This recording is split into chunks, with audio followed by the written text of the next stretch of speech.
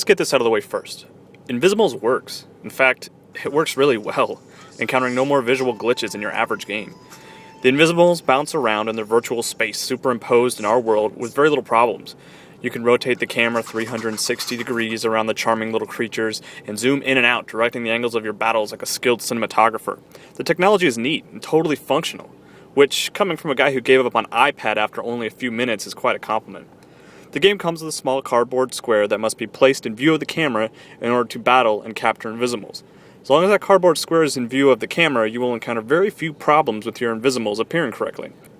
Interesting technology is all well and good, but it doesn't count for much if it is not being incorporated in a fun and interesting way. Invizimals mostly succeeds in this regard. There's no denying the inspiration Pokemon has had on Invizimals. You play as a sort of amateur scientist, helping solve the mysteries of these newly discovered creatures by making them fight one another.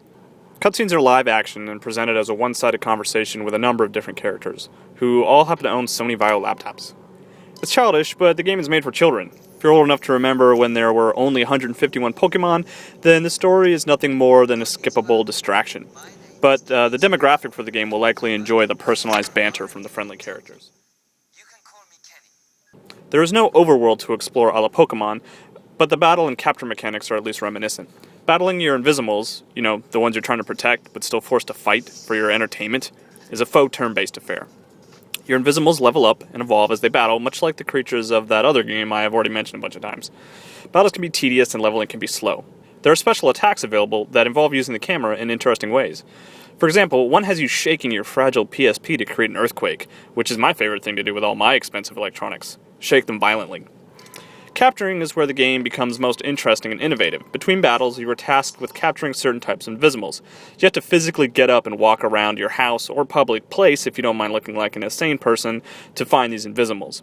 Once found, you throw down your trap and start the capture process. Each Invizimal has a different process in order to perform a capture. One has you literally dodging fireballs by leaning left and right and offering return fire, moving the camera as a sort of on-screen reticle. Capturing these creatures shows off the possibilities of the PSP camera in a series of WarioWare-style showcases. Capturing each Invizimal rarely takes more than a few seconds, not including search time, and effectively shows off an interesting function of the camera with an entertaining minigame.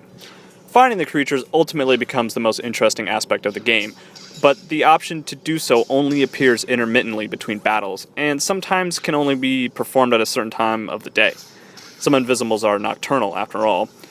The actual battling serves only to show off the impressive technology. The real star of the show is tracking the creatures down. Battling doesn't even lend itself to the story very much, considering you're trying to learn about the Invizimals and not trying to be the very best like no one ever was. Invizimals won't be toppling the house that Pikachu built, but it's at least an innovative competitor. The technology impresses, but the combat can be shallow and somewhat boring. Trying out all of the different ways to acquire the creatures is fun, but more importantly, it fuels optimism for future gameplay applications with the PSP camera. Invizimals proves to be more than just a neat tech demo, but it is made for younger kids. So, if you are of legal drinking age, or can't wait to be, this is probably one you can skip. Alright,